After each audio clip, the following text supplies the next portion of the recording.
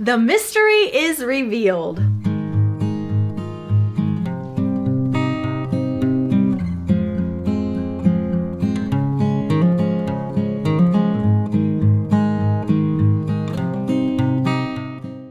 For those of you that have been following along with the Beautiful Day Mystery Block of the Month, this is our completed quilt.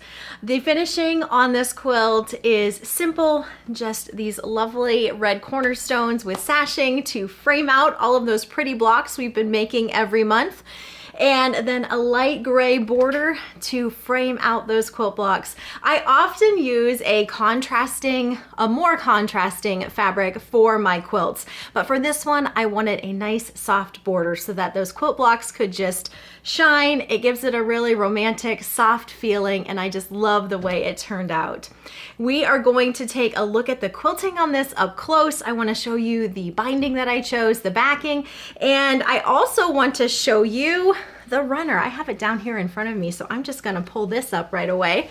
If you have been following along just here on the YouTube channel, you've seen me making these blocks. And so I'm going to talk about this runner a little bit, talk about the different size options that we have for it, and it's going to be a good time.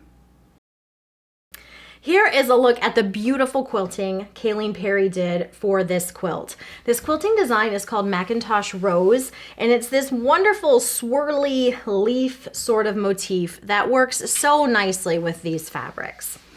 For the backing, I used one of the 108-inch wide prints from the collection. I love having 108-inch wide fabrics in any collection because once I get to this part of the quilt, I just want to be done. I love the way pieced backings look, but I really am so excited to not have to piece a backing when I get to this stage of the quilt. So I used the same gray that I used for the border, which is a 108. This was the regular 42-inch wide. And then I also wanted to let you know that this print is available in the 108 in both the dark gray and the red. So we do have a lot of very nice options for backing fabrics in the Beautiful Day collection. And then the binding I used was the little stripe, the multi-stripe, also from the Beautiful Day collection. You guys know I love a stripe for a quilt binding. I will link to Kayleen Perry's information in the description box, and I'm also going to link to the finishing instructions for this quilt. It's very simple to put together once you have all of those blocks made. If you've been making your blocks monthly, you will find that this next step is going to go pretty quickly.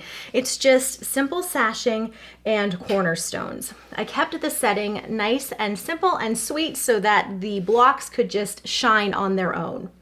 Now I want to go ahead and talk about the table runner that I was making here on the YouTube channel as well, because I want to talk about how I finished that. So let's take a look at that next. Now, as I showed at the beginning of the video, I opted to go with a 3-block setting for my table runner. I laid it out using all 5, but I realized that the space I am using it for really only needed the 3 blocks. And so I went with 3 blocks, but in the description box below, I am going to tell you what you would need to do if you wanted to use 4 blocks, or if you wanted to use 5 blocks, or 3 like I did, so that you have some different options for the size of the table runner. All you need to do to change the sizes is add or subtract sashing strips and then change the length of your top and bottom borders. So it's really easy to custom the sizes to whatever dimensions work best for the space you're going to be using it. But we can take a look down here and you can kind of see how this turned out. I chose this block and then there's my center. I went with a darker gray in the center, and then the star had to happen because I love that star, just that sweet, simple star block. The sashing is all cut at 2.5 by 16.5. And so you'll just cut different amounts for the size that you want to end up with. And like I said, I'm going to put all of that information below. It's very simple to complete this. Once you have your table runner top completed, I have a tip for you about sending it out to be machine quilted. Many people don't realize that if you are sending out a big project, a quilt or a wall hanging or whatever it might be to your long armor, you can send out a small project in addition to the big project. So I have a table runner, and I also have 2 individual blocks. These are the 2 extra blocks that I ended up with that I did not use in my table runner. These are going to make wonderful pillow tops. So I essentially have 3 small projects that I would love to have machine quilted. I can include these in with the next quilt that I send to my long armor, include a little extra batting and extra backing. And I can have all of these projects long-armed at one time. My long armor will load up the quilt, and then at the bottom of the quilt, she'll add the runner, and then she will add the 2 little individual blocks, and she will just machine quilt the whole thing at one time.